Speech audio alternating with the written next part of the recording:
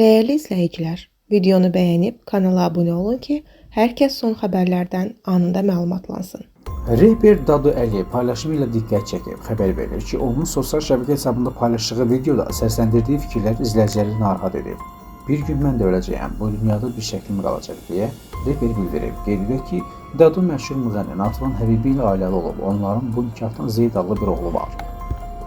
Müğənni Ayan Babakşiyevanın səhhətində problem yaranıb. Xəbər verilir ki, o bu haqda sosial media hesabında yazıb. Müğənni xalq arzusu Aygün Kazımovanın ad gününə qatılmamasının səhhəti ilə əlaqələndirib.